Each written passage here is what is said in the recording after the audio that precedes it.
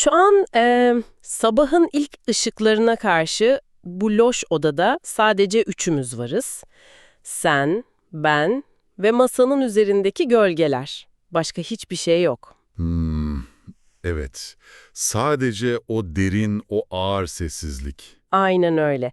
İncelenecek bir metin, üzerine konuşulacak bir taslak, arkasına sığınılacak süslü kelimeler yok ortada. Sadece dışarıdaki o uçsuz bucaksız sağır edici karanlık var ve masanın üzerinde can çekişerek titreyen şu solgun mum ışığı. Bir de kendi payımıza düşen varoluşun o ezici yükü var tabii. Derin bir nefes alıyorum da bazen şu an odanın içindeki bu sessizlik ne kadar ağır hissetmiyor musun? Evrenin o devasal, kayıtsız ağırlığı doğrudan omuzlarımıza çöküyor sanki. Öyle. İnsanı ezen, nefessiz bırakan bir ağırlık bu. Hani senin o yer altından yazdığın karanlık kronikleri bilirim Fyodor. O rutubetli, havasız odalardan gökyüzüne bakarken çektiğin acıları, evrenin bu korkunç sessizliğinden ne kadar derin yaralar aldığını gördüm. O odalar insanın kendi zihniyle girdiği o kanlı savaşlar. Tam olarak o savaş işte.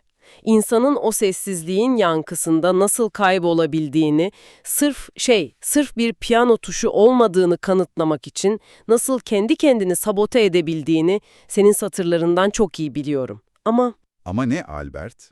bütün bu karanlığı deştikten sonra bulduğun o çözüm, beni her zaman şaşırtan, o dehşetin içinden çekip çıkardığın o tuhaf sonuç. Yani sen varoluşun bu ezici yüküne, bu devasa anlamsızlığa bakıyorsun ve aklını bir kenara bırakıp mistik bir inanç sıçraması yapmayı seçiyorsun. Bir sıçrama, evet. Sen buna aklın iflası diyorsun büyük ihtimalle. Bana göre bu, ne kadar şiirsel olursa olsun, güzel bir teslimiyetten ibaret. Etkileyici bir teslimiyet ama pes etmek bu, Fyodor. Evren absürttür. Absürt, öyle mi? Evet, bu rasyonel zihnin kabul etmesi gereken çıplak bir gerçek. Ne kadar bağırırsak bağıralım, anlam arayışımız için gökyüzüne ne kadar çığlık atarsak atalım, bize asla cevap vermeyecek o soğuk boşluk. Dürüst yaşamanın tek yolu, gizli bir tanrıya ihtiyaç duymadan, başımız dik bir şekilde bu sessizlikle yüzleşmek değil midir? Sen, yani şu an bizimle bu masada oturan sessiz dostumuz, sen de durduğunda karanlıkta, görünmez bir eli beklemek yerine, o karanlığın tam gözünün içine bakma cesaretini hissetmiyor musun? İsyan etmek, hani ben buradayım demenin tek yolu değil midir? Ah, Albert. Bir isyan ha, gururlu, dik başlı bir isyan. Gurur değil aslında, dürüstlük bu. Derin bir iç çekişten başka bir şey değil bu inandığın. O isyan dediğin kavrama karşı içimde öyle büyük, öyle köklü bir itiraz var ki, çünkü o bahsettiğin karanlığın gözünün içine bakma cesareti aslında sadece aklın kibridir. Neden kibir olsun ki? Çünkü sonsuz bir çapası olmayan, sarsılmaz bir temele dayanmayan bir isyan, yanan bir evin içinde ağlayan küçük bir çocuktan farksızdır. Düşünsene Albert, evin çatısı çöküyor. Hı hı. Dumanlar her yeri kaplamış, ciğerlerin yanıyor ve sen ateşin ortasında durmuş, alevlere karşı çığlık atıyorsun. Dumanlar arasında boğulurken yumruklarını sıkmak, ben bu ateşi reddediyorum demek, bu bir kurtuluş mudur sence? Evren yandığı sürece o isyanın anlamı ne diyorsun yani? Tam olarak bunu diyorum. Karanlıkta çırılçıplak durup sadece karanlığın gözünün içine bakıyorsun diye buna özgürlük demek çok acı verici bir yanılgıdır. İsyan, onu tutacak ilahi bir el yoksa sadece kendi etini kemirmektir. Yanılgı mı? İnsanın kendi kaderini kabullenip ona kafa tutması nasıl bir yanılgı olabilir Fyodor? İsyan bir kaçış değildir ki. Tam tersine o yanmakta olan evin içinde olduğunu acı bir şekilde fark etmektir. Ama o farkındalık tek başına insanı yaşatmaz. Çünkü o kafa tutuşun tutunacak bir dalı yok. Ben bunu senin gibi sadece rahat koltuklarda felsefe üreterek öğrenmedim Albert. Ben idam sehpasının tam kenarında durdum. Petersburg'daki o sabah.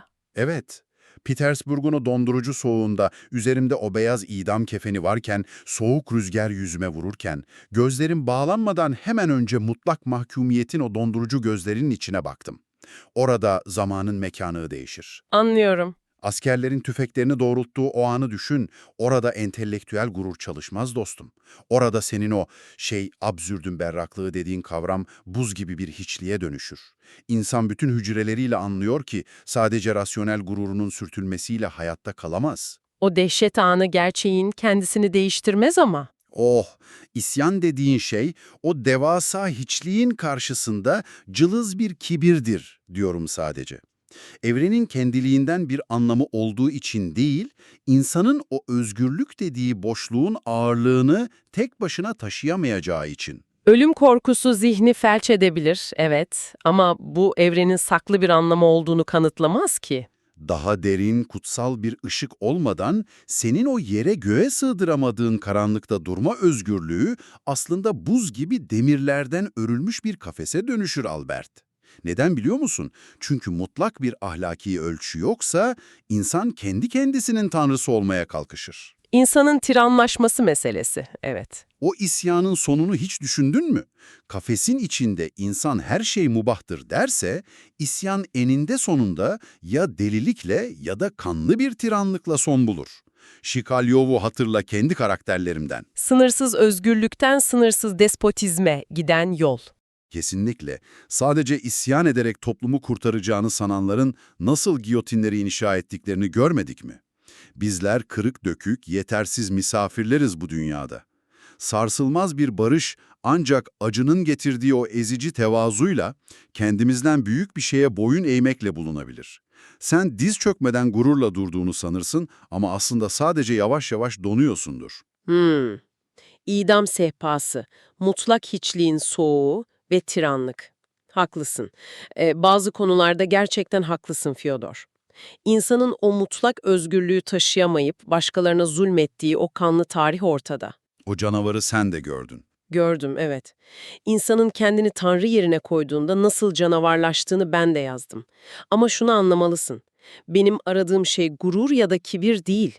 İnsanın başkalarına hükmettiği o tiranlık hiç değil. Benim tek istediğim şey berraklık. Berraklık. Sadece berraklık. Evet, gözlerimizi ardına kadar açmak ve ne görüyorsak onu olduğu gibi kabul etmek. Sadece birer misafir olduğumuzu söylüyorsun. Doğru. Hiçbir şeye sahip olmadığımızı, hayatı kontrol edemediğimizi kabul etmek, işte insan onurunun başladığı yer tam burasıdır. Acizlikte mi onur buluyorsun? Acizlikte değil, bu acizliğin bilincindedir onur. Eğer ben öleceğimi ve yutulacağımı biliyorsam, beni yutan o evrenden daha asilimdir. Çünkü evren ne yaptığını bilmez, oysa ben biliyorum. Bilmek. Ah Albert, sadece bilmek. O karanlık odada oturduğunu, duvarların üzerine geldiğini bilmek bu bilinç tek başına ruhun nasıl doyurur? Doyurmak zorunda mı? Duvarların taşını analiz etmek mahkuma nasıl bir özgürlük verir ki? Bilmek yarayı iyileştirmez dostum. Acıyı dindirmek için bir illüzyona, kutsal bir yalana ihtiyaç duyuyorsun. Ben sırtımızdaki bu yükü gayipten gelecek bir mucizeye devrederek huzur bulamayacağımızı söylüyorum. Yani teselliyi aramayı reddediyorsun. Huzur bir teselli mükafatı değildir ki. Yol evet, o bahsettiğin yol dosdoğru bir uçuruma, mutlak bir hiçliğe çıkıyor olabilir. Ama onur, o yolun sonunu bilmesine rağmen adımlarını sağlam basarak yürümeye devam etmektir. İşte Sisifos efsanesini bunun için hatırlamalıyız. Şu ebedi taş taşıma cezası. Evet, tanrılar Sisifos'u kayayı zirveye itmekle cezalandırmışlardı. Neden ateşte yakmadılar onu sence? Çünkü çok iyi biliyorlardı ki yararsız ve hiçbir sonuca ulaşmayan bir emekten daha korkunç bir ceza yoktur. Kaya hep aşağı yuvarlanıyor ve o tekrar itmek zorunda kalıyordu. Sonsuza dek aynı anlamsız eziyet. Tam bir cehennem değil mi? Öyle. Ama dinle, Sisifos'u o kayayı dağın tepesine iterken, tepeden aşağı ağır ağır yürürken mutlu hayal etmeliyiz. Mutlu mu? Bu düpedüz deliliktir Albert. Hayır, delilik değildir. Neden biliyor musun? O aşağıya doğru yürüdüğü an var ya, kayanın peşinden tepeye dönerken geçirdiği o bilinç anı, işte o an Sisifos tanrılarından daha üstündür. Kendi trajedisinin farkındadır. Umut etmeyi bırakmıştır. Umudu terk edince ceza mı iptal oluyor? Evet, bir nevi. O kaya artık onun kendi taşıdır. O emeğin, o terin kendisi taşı ona ait kılar. Evren absürttür ama o taş Sisyphos'undur. O taşı iterek evrene kendi iradesini nakşeder. Uzun, çok uzun bir sessizlik çöktü içime sen böyle deyince ve çok soğuk bir felsefe bu bahsettiğin. Sisyphos taştan ibaret bir trajedidir Albert. İnsanın kalbini taşa çeviriyorsun, farkında mısın? Neden taş olsun? İradesini kullanıyor. Sonsuz, anlamsız, her defasında başa saran o boğucu döngü insanı asla tatmin edemez. Mutlu hayal etmeliyiz diyorsun. Bu sadece çaresizliğin romantize edilmesidir. Ama insanın kaderine sahip çıkmasından, kendi taşını kucaklamasından daha asil ne olabilir ki? Umutsuzluktan çıkarılan tek insani zafer bu değil mi? Anlam yoksa o asalet sadece karanlıkta kendi etini kemirmektir. Şunu düşün, Ivan Karamazov'un isyanını hatırla. O bütün felsefeleri, o berraklık iddialarını darmadağın eden o sarsılmaz gerçeği. Saf acıdan bahsediyorsun. Evet, saf, nedensiz, korkunç acı. Eğer yeryüzünde çekilen onca acının, yeryüzündeki tek bir masum çocuğun, bak dikkat et, tek bir çocuğun döktüğü o gözyaşlarının daha yüksek kutsal bir anlamı yoksa, evren sadece absürt değildir Albert. Nedir peki? Evren kelimenin tam anlamıyla şeytani bir şakadır. Korkunç, sadistçe bir şaka. O çocuğun acısı hiçbir felsefenin berraklıkla izleyebileceği bir şey olamaz. Şeytani bir şaka. Ivan'ın gözyaşları. Ama Fyodor, işte tam burada sana çok büyük bir itirazım var. Neymiş o? Eğer senin o kutsal, her şeyi gören inancın, o aşkın Tanrın gerçekse, o zaman o çocuğun o acıyı çekmesine en başta neden izin verdi? Senin o yüksek anlam dediğin şey, o masum gözyaşlarını meşrulaştırmak için uydurulmuş bir bahane değil midir? Hayır, bahane değil. Eğer o sıçrama o gözyaşlarını ilahi bir plana dahil edecekse, ben o planı reddediyorum. Çocuğu kurtarmayan bir evrende, Tanrı'nın varlığı veya yokluğu fark etmez. Acı gerçektir. Acı gerçektir, evet. Acı çok gerçektir. Ama o acıyı nasıl kucakladığın önemlidir. Eğer o çocuğun acısı, senin dediğin gibi, evrenin kör işleyişinin bir sonucuysa, o zaman o çocuğa duyduğun merhamet bile sinir sistemindeki kimyasal bir yanılsamadır sadece. Merhamet bir yanılsama mıdır sence? Senin tablonla öyle olmak zorunda. Hakikat bu değil. Sen hayatı ve bu korkunç şakayı rasyonel bir isyanla tedavi etmeye çalışıyorsun.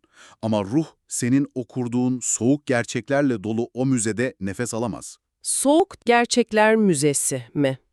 İlginç bir benzetme. Çünkü senin dünyan mükemmel tasarlanmış bir müze.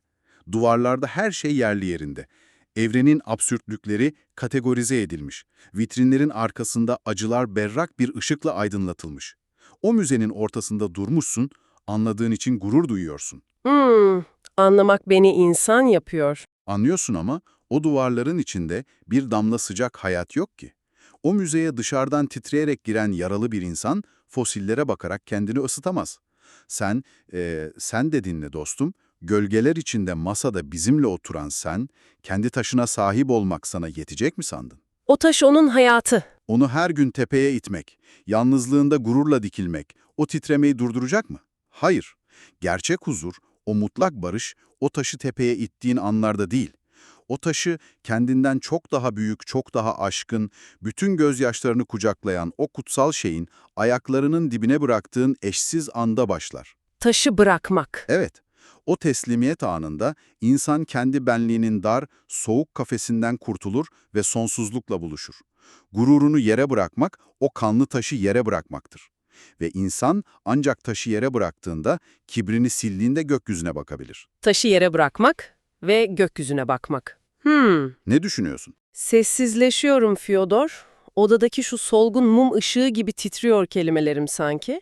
Susuyorum çünkü anlıyorum ki ikimiz de en temelde aynı çaresizliği paylaşıyoruz. Aynı çaresizlik. Öyle. Belki de ikimiz bu loş odanın içinden, bu karanlık masadan, aynı dağın farklı yamaçlarından aynı dipsiz uçuruma sesleniyoruzdur. İkimizin de sesi o devasa sessizlikte birbirine karışıyor aslında. Sadece uçuruma bakışımız farklı. Nasıl yani? Sen o taşı yere bıraktığında gökyüzüne, o devasa karanlığa bakıyorsun ama orada sonsuzluğa açılan, yaraları saran bir pencere görüyorsun. Merhametli bir ışığın bizi yıkayacağına inanıyorsun. Evet, kutsal umut o işte. Benisi, ben aynı uçuruma, aynı karanlık odaya bakıyorum. Aynı aşılmaz soğuk duvarları görüyorum ama ben o odanın içinde mucizevi bir kurtuluş penceresi aramaktansa, dışarıdan bir ışık beklemektense kendi küçük ateşimizi, o cılız mum ışığını kendi ellerimizle yakmamızın o insani zorunluluğunu görüyorum. Kendi sıcaklığımızla ısınmak. Aynen öyle. Tanrı'nın olmadığı bir dünyada birbirimize merhamet etmenin tek yolunun kendi sıcaklığımız olduğunu söylüyorum. Sonuçta o sessizliğin, evrenin o dilsizliğinin ve acısının ağırlığını hepimiz, ikimiz de iliklerimize kadar paylaşıyoruz dostum. Senin inancın da benim bu isyanım da aynı amansız yaranın üzerinde kabuk bağlamaya çalışan farklı merhemler sadece. Öyle. Öyle Albert. Derin bir nefes alıyorum şu an ve şefkatle onaylıyorum seni. Haklısın. Felsefelerimiz çarpışıyor olabilir ama yaramız bir. Bir olan yarayı masaya yatırdık bu gece. Bu çıplak masada, şu erimek üzere olan mumun ışığında, gölgeleri izleyerek oturuyoruz. İkimiz de dünyayı düzeltemiyoruz. Ne senin o asil isyanın dindirebildi acıları, ne de benim inancım yeryüzünden silebildi o kötülüğü. Gücümüz yetmiyor. Yetmiyor ama sabahın o ilk çiğ ışıkları sızmaya başlarken yaralarımızın dürüstlüğünü, insan ruhunun o hakikatini gizlemeden, kandırmadan masaya koyup paylaşmak sanırım fazlasıyla yeterli bir başlangıç bu. İnsanın insanla kurduğu bu samimi bağ, bu korkunç sessizliği omuz omuza paylaşmak o büyük ağırlığı hafifletiyor. Hmm. En azından yalnız değiliz diyoruz birbirimize. Yalnız değiliz. Evet. O halde yavaş yavaş gün ağrıyor. Odanın köşelerindeki gölgeler inceliyor farkındaysan. Mumun ışığı da artık son damlasını tüketmek üzere. Sabah oluyor. Gecenin bu ağır saatinde gölgelerimize eşlik eden sessiz dostumuz için de veda vakti yaklaştı artık. Bütün bu konuştuklarımızdan, deştiğimiz onca yaradan sonra, bu ağırlığı paylaştığımız masadan kalktığında sen, evet, karanlıkta bizi dinleyen sen, bu masadan kalkıp sabahın o aydınlığına karıştığında, sokakların sıradan akışına döndüğünde, kendi taşında ne yapacaksın? Onu o sonsuz, o acımasız inatla hiçbir anlamı olmasa bile sadece senin olduğun için dağın zirvesine doğru itmeye, evrenin soğukluğuna kendi ateşinle kafa tutup kendi isyanını yaşamaya devam mı edeceksin?